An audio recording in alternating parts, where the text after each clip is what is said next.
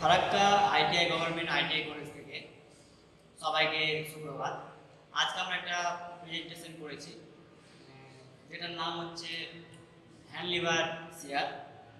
এটির কাজ হচ্ছে সিস মেডেল কাটার জন্য ইউজ করা হয় বা কোনো পাতলা ধাতুকে কাটার জন্য ইউজ করা হয়।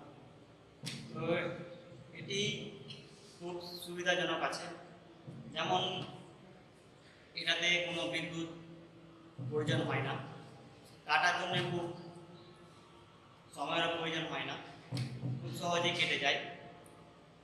এই মেশিনটিকে কয়েকটা অংশে ভাগ করে নিয়েছি, যেটা নাম হলো বেস প্লেট, এই দুটো।